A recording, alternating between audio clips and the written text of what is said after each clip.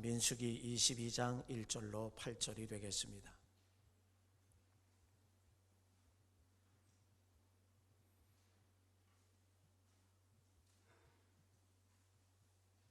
오늘 저와 여러분에게 주시는 살아계신 하나님의 생명의 말씀, 민수기 22장 1절로 8절에 있는 말씀, 우리 화면에도 나와 있습니다. 우리 한 음성으로 함께 보도록 하겠습니다. 이스라엘 자손이 또 길을 떠나 모압 평지에 진을 쳤으니 요단 건너편 곧 여리고 맞은편이더라. 십볼의 아들 발락이 이스라엘이 아모리인에게 행한 모든 것을 보았으므로 모압이 심히 두려워하였으니 이스라엘 백성이 많음으로 말미암아 모압이 이스라엘 자손 때문에 번민하더라. 미디안 장로들에게 이르되 이제 이 무리가 소가 밭에 풀을 뜯어먹음 같이 우리 사방에 있는 것을 다 뜯어먹으리로다 하니 그때에 십볼의 아들 발락이 모압 왕이었더라. 그가 사신을 부올의 아들 발람의 고향인 강가 부돌에 보내어 발람을 부르게 하여 이르되 보라, 한 민족이 애굽에서 나왔는데 그들의 지면이 덮여서 우리 맞은편에 거하였고 우리보다 강하니 청하건대 와서 나를 위하여 이 백성을 저주하라. 내가 혹 그들을 쳐서 이겨 이 땅에서 몰아내리라. 그대가 복을 비는 자는 복을 받고 그대 저주하는 자는 저주를 받을 줄을 내가 알미니라. 모압 장로들과 미디안 장로들의 손에 복채를 가지고 떠나 발람에게 이르러 발락의 말을 그에게 전하매 발람이 그들에게 이르되 이 밤에 여기서 유숙하라. 여호와께서 내게 이르기를는 대로 너희에게 대답하리라. 모압 귀족들이 발람에게서 유숙하니라. 아멘. 오늘도 가정에서 드려지는 예배, 그리고 이 현장에서 드려지는 이 예배 드리는 여러분들의 삶 위에 하나님께서 함께 하시는 샬롬과 임마누엘의 축복이 임하시길 주의 이름으로 간절히 축원합니다. 오늘은 제가 해석을 잘하는 것만이라고 하는 그런 제목을 가지고 그냥 같은 맥락으로 지금까지 계속 내려오는데, 해석을 잘하는 것만이 인생의 유일한 소망이고 비전이고 꿈이고 그리고 인생의 해답이고 인생의 정답이다. 해석을 잘하는 것, 다시 말하면 인생은 곧 해석이다 라고 한번 따라합시다. 인생은 곧 해석이다. 예, 인생이 곧 해석인데 해석을 어떻게 하느냐에 따라서 인생이 좌지우지된다, 이런 얘기예요. 그러므로 저와 여러분들이 인생에 나에게 지금 무수히 많은 것들이 당면하게 되고, 때로는 어려운 일들도 있고 때로는 기쁜 일들도 있고 때로는 좋은 일들도 있고 때로는 안 좋은 일들 있지만, 그러나 그 모든 것 가운데 모든 것 섭리하시고 주관하시고 인도하시는 나의 인생의 가이드가 되시는 그 하나님을 믿고 의지하는 저와 여러분은 해석을 잘해야 한다라고 하는 거예요. 그렇게 될 때에 우리는 승리의 삶을 살 수 있는 줄 믿습니다. 우리 한번 빙산이라고 하는 거, 빙산 한번 사진을 좀, 빙산을 보면 저 위에는요 조그맣게 나와 있고 밑에는 그거보다 엄청난 것이 저렇게 숨겨져 있는 그 모습을 봅니다. 그래서 그렇게 빙산을 보는 것처럼 우리가 이 세상에서 우리의 인생을 볼 때도 마찬가지다.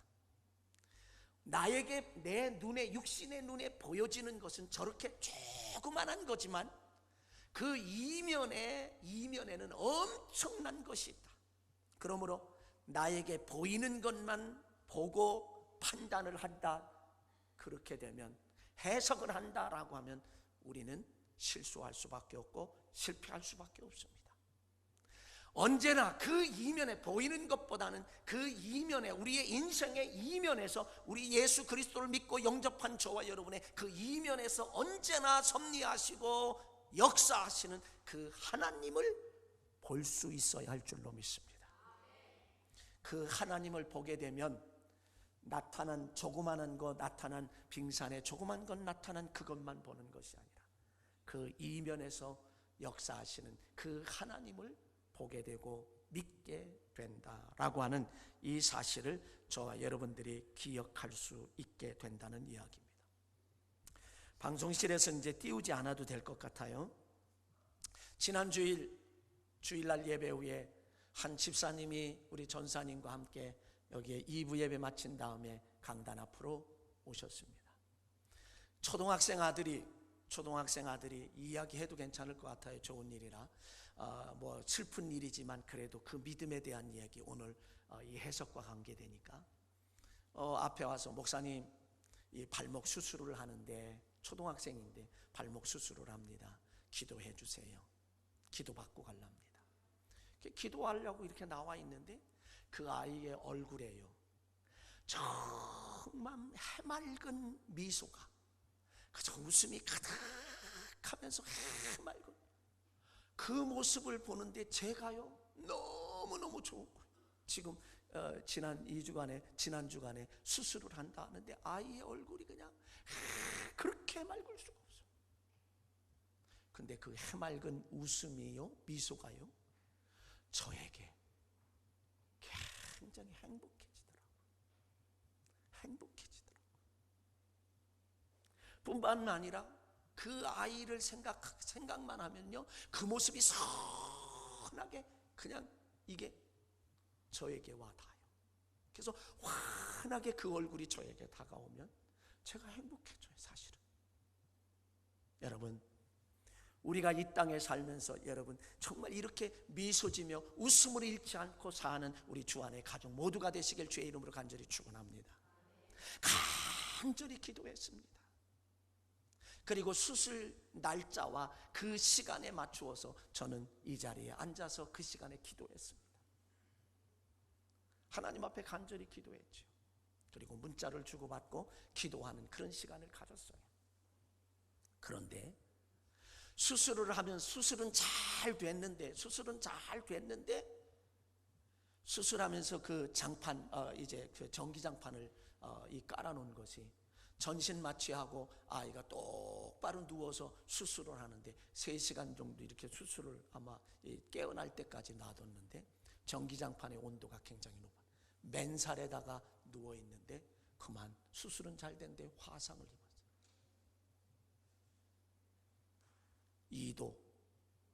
2도 화상. 그게 얼마나 그게 또 아프겠어요. 다리도 그런데. 그 소리를 이제 어제 전사님에게 듣고서는 너무 안타까웠어요. 노인택 목사님 자녀가 서울에서 결혼식을 했기 때문에 제가 4시 좀 넣어서 출발하고 6시에 결혼식인데 2시간 냈어요. 2시간의 결혼식. 가는 중에 그 전화를 받아서 제가 또 문자로 제가 넣습니다. 어떻게 넣냐면, 집사님, 전사님에게 소식 들었어요. 걱정이 많으시겠네요. 통증과 고통 없이 속히 치료되기를 간절히 기도합니다.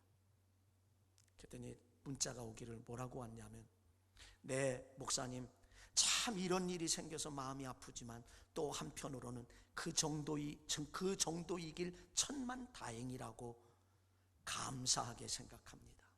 기도밖에 없죠. 감사합니다, 목사님.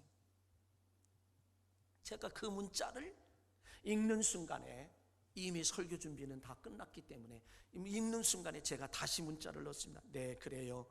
지난 것보다 앞으로 전진해요. 내일 설교 제목이 해석하는 것만이라고 하는 거예요. 인생은 어떻게 해석하느냐에 인생이 결정되고 좌우된다는 것입니다. 집사님, 아프지만 해석을 잘 하셨네요. 미리 내일 설교대로 살고 계시네요.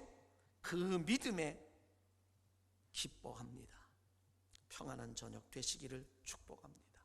그 문자를 넣었더니 다시 문자가 오기를, 네 목사님 귀한 말씀에 은혜의 말씀 깊이 감사드립니다. 목사님 주의 이름으로 축복을 드립니다. 그래서 제가 아멘 하고 문자를 보냈어요.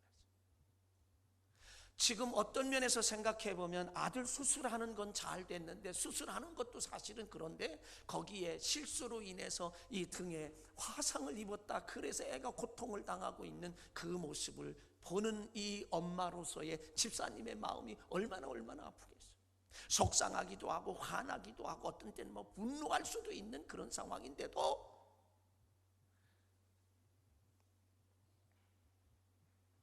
인생을 해석을 잘하셨어요. 그래서 제가 이게 대단한 믿음이다.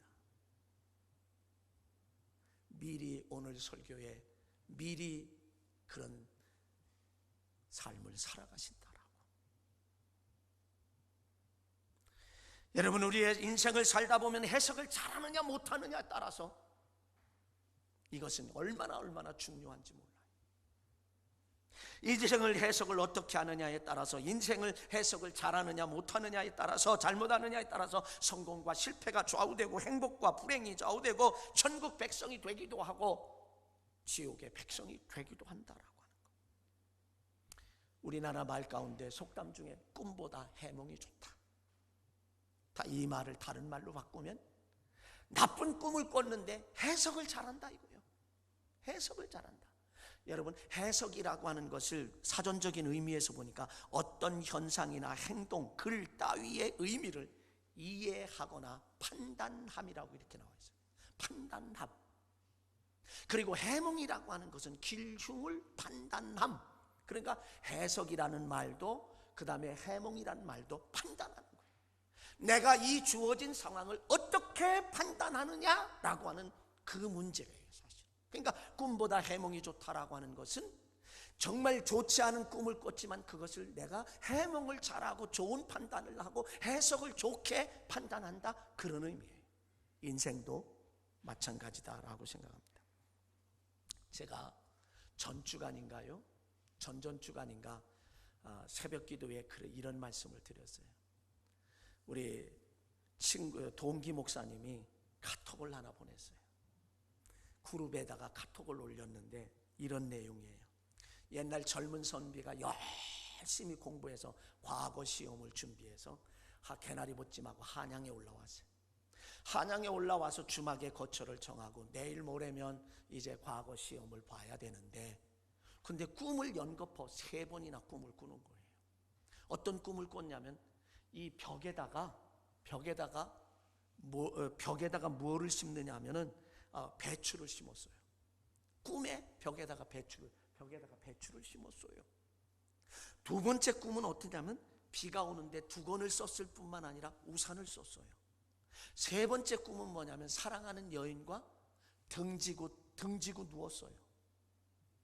그래서 이 꿈이 하도 좀 찜찜해서 이 선비가 누굴 찾아갔느냐, 점쟁이를 찾아가서 꿈 얘기했더니 점쟁이가 뭐라고 이야기를 하느냐면 이렇게 이야기했어요. 벽에 배추를 심었으니 헛된 일을 한다는 것이고, 두 번째 두건을 쓰고 우산을 썼으니 이건 역시 또 헛수고를 하는 것이고, 세 번째 사랑하는 여인과 등을 졌으니 이건 역시 헛된 일이라 빨리 보찜 싸서 집에 돌아가라고. 그러니까 그 소리를 들으니까 침울한 거예요. 우울한 거예요. 암울한 거예요. 와가지고 돌아와서 주막에 와서 개나리 보찜을 이렇게 정리하고, 그러니까 주막 주인이 있다가 선배님, 왜 내일 모레면 과거 시험을 보는데 왜 짐을 싸세요? 그랬더니 그 점쟁이 찾아간 얘기를 하는 거예요. 이 주막 주인이 그 소리를 들으면서 빙그레 웃으면서 그 젊은 선비에게 이야기를 합니다. 여러분, 이 주막 주인이 당시에는 뭐예요? 양반은 아니잖아요. 양반은 아닌데다가 또 배우기를 했잖아요. 배우지 못했잖아요. 근데 빙그레 웃으면서 이렇게 이야기하는 겁니다. 벽에 배추를 심었으니 높은 성적으로 합격한다는 것이고, 또 비가 오는데 두건을 쓰고 우산을 썼으니 이번만큼 철저하게 준비했다는 것이고, 그리고 등만 돌리면 내가 사랑하는 여인을 품에 안을 수 있으니 쉽게 뜻을 이룬다는 것이고, 그러니 이번에 시험 보면 합격할 것입니다. 그래서 이 젊은 선비가 다시 짐을 풀고 과거를 보아서 과거에 합격했다라고 하는 그런 그룹 카톡에서 보낸 것을 제가 보았어요. 사랑하는 주안의 가족 여러분, 똑같은 상황, 똑같은 현실임에도 불구하고 어떻게 해석하느냐에 따라서, 어떻게 판단하느냐에 따라서 한 사람이 과거의 시험을 보아서 급제를 할 수도 있고 아니면 포기하고 돌아갈 수도 있는 것. 만약에 해석을 잘못한 그 사람의 말을 듣고 집으로 돌아갔다라고 하면 그는 과거에 급제하지 않았을 것이다 말이죠. 저와 여러분의 인생을 사는데도 마찬가지다. 저와 여러분이 지금 오는 이 온 세계가 코비드19로 인해서 다 어려워하고 있습니다. 지난 주간인가요? 전 주간에 하루에 유럽에는 20만 명이 바이러스에 감염이 됐고, 미국은 하루에 8만 명이 감염이 됐어요. 지금 창궐하고 있습니다. 이게 추위가 오면 더 창궐한다라고 하는 이야기를 지금 하고 있습니다. 미국에서는 내년 4월이면 반드시 이 백신이 나온다라고 그렇게 이야기도 하고 있습니다. 그런데 그거 나온다고 해서 그렇게 해결되는 게 아니에요. 독감으로 사실 우리나라에 죽는 사람이 지금 이제 코로나 바이러스 때문에 감염돼 죽은 사람보다 훨씬 많습니다. 그건 우리가 발표가 되지 않아서 잘 모르니까.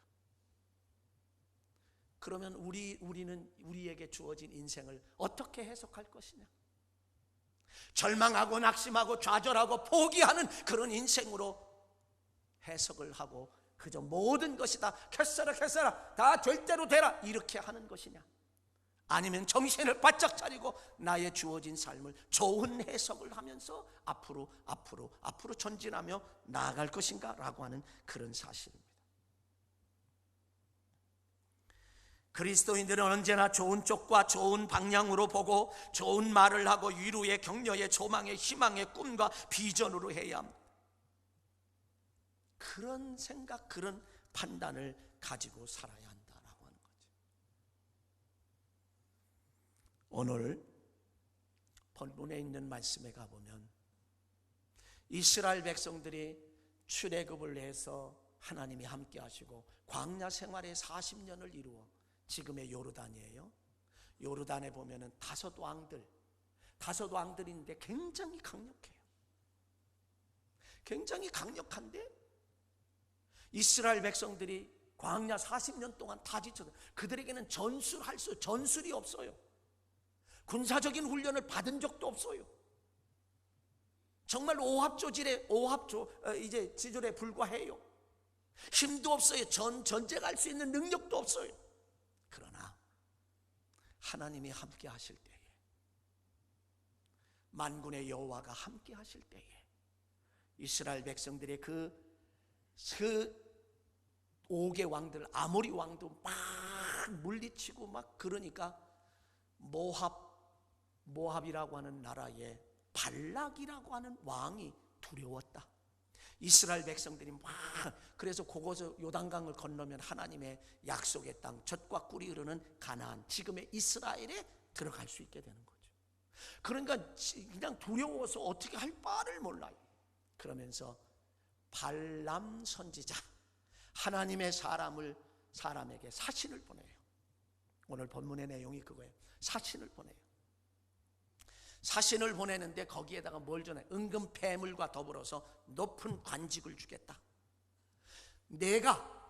그러니까 발람 선지자가 내가 축복을 하면 축복을 받고 저주를 하면 저주를 받을 것이니 이스라엘이 두렵다 우리가.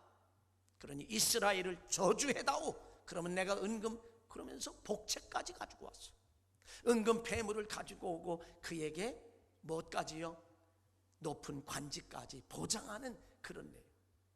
그러니까 이 발람 선지자가 그래? 잠깐 머물러 있어.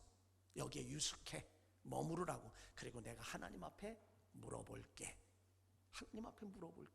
기도해보고 하나님의 의도를 좀 알아보겠다라고 하는 거예요. 근데 하나님이 여러분 한번 생각해 보세요. 저들과 함께 가지도 말고 저주도 하지 말아라. 이미 해답이 나왔어요. 이거는 기도할 문제가 아니에요. 이미 해답이 나왔어요. 창세기 12장 3절에 아브라함을 축복하는 자에게 내가 축복할, 하나님이 축복할 것이고 아브라함을 저주하는 자에게 내가 저주할 것이다. 여러분, 우리는 축복만 해야지 저주를 해서는 안 된다라고 하는 이 사실을 우리는 분명하게 알아야 된다라고 하는 사실. 로마서에 가보면 이렇게 말합니다. 너희를 박해하는 자를 내가 축복하라. 축복하고 저주하지 말라. 즐거워하는 자들과 함께 즐거워하라. 우는 자들과 함께 울라. 그러면서 쭉 그렇게 얘기해. 아무에게도 악을 악으로 갚지 말고 모든 사람 앞에서 선한 일을 도모하라. 할 수 있거든 너희로서는 모든 사람과 더불어 화목하라. 내 사랑하는 자들아, 너희가 친히 원수 갚지 말고 하나님의 진노하심에 맡기라. 기록되었으니 원수 갚는 것은 내게 있으니 내가 갚으리라. 내 원수가 줄이거든 먹이고 목마르거든 마시게 하라. 그리하므로 내가 숯불을 그 머리에 쌓아놓으니 악에게 치지 말고 선으로 악을 이기라. 이미 해답이 나왔잖아요. 원수까지라도 굶주리면 먹이고 배고프면 먹이고 그리고 헐벗었으면 입히라고 하는 것 아니겠어요? 근데 이 발람 선지자는 발락 왕이 요청하는, 하나님이 너 저주하지도 말고 이스라엘을 저주하지도 말고 함께 가지도 마, 그렇게 얘기했어요. 그러니까 그것을 발락 왕의 모압 왕 발락 왕에게 이야기를 하는 거예요. 그러니까 사신들이 돌아갔을 거 아니에요. 이번에는요, 더 높은 관직에 있는 사람들과 더 많은 은금 폐물을 가지고 오면서, 야, 이거 주고, 야, 너 높은 벼슬을 보장한다. 그러니까 와라. 그래서 이스라엘을 저주해달라. 또다시 이야기하는 거예요. 그러니까 그때는 이미 한 번 지나갔으면, 너 그런 소리 하지 마. 너 떠나가. 나 그럴 수 없어. 나 하나님의 말씀을 들을 수밖에 없어. 그러면서 그거를 거절하고 물리쳤어야 되는데 또다시 머물거라. 내가 다시 한번 하나님 앞에 아뢰보마. 하나님이 그래 함께 가라. 그러나 내가 하는 말만 하거라. 그리고 나귀를 타고 함께 가다가 나귀가 그냥 막 포도밭으로 들어가고 나중에는 벽에다가 막 부비니까 채찍을 들어서 막 때리잖아요. 채찍을 들어서 막 때리. 이게 민수기 오늘 본문과 그 다음에 23장 24장 계속 연결되는 거예요. 그래서 첫 번째 예언, 두 번째 예언, 세 번째 예언, 마지막 예언, 뭐 이런 것이 막 나와요. 계속 읽어보면 그런 내용이 나와요. 그러니까 나중에는 이 나귀가 왜 날 때리냐고, 내가 주인을 위해서 잘못한 게 뭐 있냐고, 이래 하라면 이리 하고 저리 하라면 저리 하라. 나귀가 입을 열어서 말을 하는 거예요. 근데 그때에 하나님께서 이 발람 선지자의 영안을 활짝 열어줘요. 그때에 하나님의 사자가 칼을 들고 내리치는 그런 것. 그러니까 이 나귀는 그것을 보았기 때문에 피한 거예요. 피한 거예요. 근데 하나님의 사람이라고 하는, 선지자라고 하는 발람 선지자는 영안이 꽉 막혔다. 그래서 나귀를 통해서 말을 들어야 하는 망신을 당하고 수치를 겪는 이런 일까지 당했다. 뭐지요? 자기에게 주어진 인생에 있어서 해석을 잘못하는 거예요. 해석을 잘못하는 거예요. 그러기에 마태복음 25장 31절 이하의 46절에 있는 말씀에 가보면 이렇게 말합니다. 이제 인자가 천사와 함께 영광을 가지고 돌아온다. 그때에 양과 염소로, 오른편엔 양을 왼편엔 염소를 구분한다. 오른편에 있는 양들에게 장세로부터 너희들의 복받을 자들이여, 장세로부터 너희를 위하여 예비된 나라를 상속받으라. 내가 줄일 때에 너희가 먹을 것을 주었고, 헐벗었을 때 옷을 입혔고, 감옥에 갇혔을 때 와서 돌보았느니라. 언제 그러셨습니까? 그랬더니 지극히 작은 자 하나에게 한 것이 곧 나에게 한 것이다. 그리고 45절에 가보면 지극히 왼편의 염소들에게는 뭐라고 이야기했을까요? 염소들에게는 너희가 나를 영접하지 않았다라고 그렇게 얘기해요. 지극히 작은 자 하나에게 하지 아니한 것이고 나에게 하지 않은 것이라. 그러므로 저와 여러분이 때로는 인생을 살다 보면 남을 도울 수도 있습니다. 남을 도울 수도 있고 베풀 수도 있고 때로는 위로할 수도 있고 격려할 수도 있고 물질로도 도와줄 수도 있고. 근데 그게 정말 하나님의 원하시는 일이지만 자만할 것 단 하나도 없다는 거예요. 교만할 것 단 하나도 없다는 거예요. 왜요? 이 세상에 우리가 한 일은 결코 헛된 일은 단 하나도 없습니다. 우리가 하는 것은 다 씨앗이요. 씨앗을 심으면 악한 씨앗을 심으면 악한 열매를 거두고 선한 씨앗을 심으면 선한 열매를 거두는 거예요. 그러므로 내가 그렇게 선을 행하고 베풀고 이렇게 했다라고 해서 교만할 거 없다는 거예요. 왜? 다 결국은 내가 다 나를 위해서 하는 것이 된다는 거예요. 그러면 우리는 남을 향하여 베푸는 것도 결국은 나를 위해서 하는 것이다. 다 하나님께서 나에게 축복하신다라고 하는 이 사실을 우리는 기억하지 않을 수가 없습니다. 때로는요, 이렇게 발람 선지자처럼 해석을 잘못해서 망신을 당할 수도 있다는 거죠. 근데 성경에 엘리 제사장이라고 하는 사람이 나와요. 엘리 제사장은 제사장의 역할을 제대로 못했어요. 어린 사무엘이 성전에 살 때에 어린 사무엘에게 하나님은 말씀하셨고 하나님의 음성을 들었지만 엘리 제사장은 하나님의 음성을 듣지 못하는, 하나님의 주신 사명을 감당하지 못하는 제사장이에요. 그런데요, 성경을 가만히 보면 놀라운 사실이 하나 발견돼요. 하나님의 이 제사장은 하나님이 처리하신다는 거예요. 사람이 처리하는 게 아니에요. 반드시 그건 오늘의 이 시대도 마찬가지예요. 내가 어떻게 처리해야 돼? 아니에요. 하나님은 질서의 하나님이에요. 하나님이 세우셨으니 하나님이 처리, 기름 부어 세웠으니 하나님이 처리하셨어요. 노아의 홍수의 방주에서 건진받은 후에 포도주를 마시고 그냥 큰 대자로 누워있을 때, 수치를 드러낼 때, 함이라는 아들이 얼레리 꼴레리 하며 동네방네 소문을 다 낼 때에 잘못은 노아가 했지만 실제로는 저주는 누가 받았을까요? 함이 받았습니다. 왜요? 잘못을 하긴 했어. 그런데 하나님은 질서야, 아버지에 대한 질서를 유지시키는 것이 하나님이 하시는 거지. 그거는 어떤 경우라도 하나님이 하신다라고 하는 이 사실을 기억. 그래서 우리는 사실은 해석을 잘해야 되는 거예요. 자, 여러분, 오프라 윈프리에 대한 이야기를 제가 가끔 잘 드립니다. 오프라 윈프리는 참 불행한 삶을 살았어요. 쫙 밑바닥에 더 이상 내려갈 수 없는 그런 삶을 어려서부터 살았습니다. 흑인입니다. 가난하게 살았습니다. 환경이 이루 말할 수 없습니다.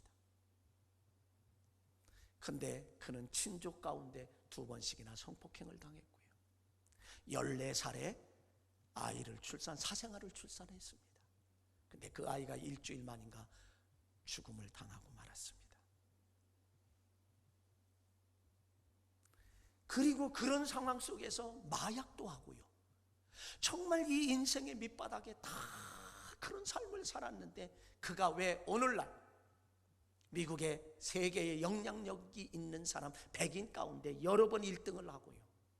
그리고 지금은 조 단위의 재산가가 되었고요. 그가 책을 들고 소개를 하면 20-30초만 내가 이 책을 읽었는데 이게 이런 내용이 있는데 얼마나 좋은지 모르겠다라고 외치면 베스트셀러가 되고요. 그런 영향력을 끼치고 조 단위의 재산가가 되어서, 그리고 이번에 이제 코로나 바이러스 때문에 정부에 내놨는지 어디에 내놨는지 모르지만 100억을 내놔, 우리 돈으로 100억을 내놔. 아프리카에 전원 기숙사 생활하면 아프리카의 그 여성들의 이제 이 현대 신문물을 그들에게 가르치는 일을 그냥 무료로 다 하고 있고, 참 멋지게 사는 사람. 왜 그랬을까요? 그 불행한 환경과 불행한 여건 속에서도 인생을 해석을 잘했다는 거죠. 아버지가 뭐라고 얘기하냐면 너 하루에 매일 5가지 감사를 하거라. 감사를 쓰거라. 지금 불행할 수밖에 없는 마약까지 했던 그가 얼마나 힘들고 고통스러운 그 현실적인 환경에서도 그는 뭘 찾았느냐? 그 가운데서도 감사로 해석했어요. 불행한 인생을 감사로 해석했어요. 힘든 일을 감사로 해석했어요. 그랬더니 오늘날 그런 멋진 인생을 살아간단 말이죠. 한 사람 이야기를 더 들어보겠습니다. 애플이라는 신화를 이룬, 애플의 신화를 이룬 스티브 잡스. 그 엄마 아빠가 누구냐면 대학생입니다. 대학생인데 엄마가 잉태를 하게 됐어요. 근데 아무리 생각해도 대학생들이라 키울 수 있는 자신이 없어요. 능력도 없고. 비록 배우지는 못했지만 자기 아들을 대학 교육까지 시켜줄 수 있다라고 생각했던 그 분에게 입양을 시켰어요. 그러니까 자기 아들을 입양시켰어요. 자기가 뭐 어떻게 할 수가 없으니까 입양을 시켰어요. 근데 그 입양을 한 양부모들이 얼마나 이 양아들을, 입양한 아들을 잘 돌보잖아요. 열심히 살면서. 미국은요, 대학 등록금이 굉장히 셉니다. 대학을 다니는데 부모님들, 양부모님들의 그 형편 처지를 보면 대학을 더 이상 다닐 수가 없어. 자퇴합니다. 자퇴하면서 오늘의 애플이라는 신화를 이루었어요. 왜 그랬을까요? 인생을, 나에게 주어진 인생 왜 이렇게 비참해? 부모에게도 버림받고 양부모들은 이렇게 애쓰고 하는데도 내가 대학을 졸업할 수 없는 이 형편이야. 그리고 절망하고 좌절하고 세상을 원망하며 포기했더라고 하면, 인생을 그렇게 해석했더라고 하면 오늘의 애플은 없었을 것입니다. 그는 그 속에서도 희망으로 해석을 하고 감사로 해석을 했을 때에 오늘의 애플의 신화를 이루게 되었다. 오늘 모두가 다 힘들어하는 이 세대를 저와 여러분이 살아가고 있다는 사실은 부인할 수가 없습니다. 그러므로 해석을 잘하는 것만이 인생의 유일한 소망이고 꿈이고 비전이고 미래이고 성공이고 승리이고 축복이고 행복이고 축복이고 천국이고, 그리고 인생의 해답이고 인생의 정답이다라고 하는 것. 사랑하는 주간의 가족 여러분, 아무리 힘들고 어려운 시대라 할지라도, 저와 여러분에게 주어진 이 시대가 아무리 힘들고 어려운 시대, 이 주어진 환경이 조건을 그런 상황이라 할지라도 해석을 잘하는 저와 여러분, 그래서 축복과 행복한 삶을 살아가실 수 있는 그런 인생의 승리자들이 다 되시길 주의 이름으로 간절히 축원합니다. 축원합니다.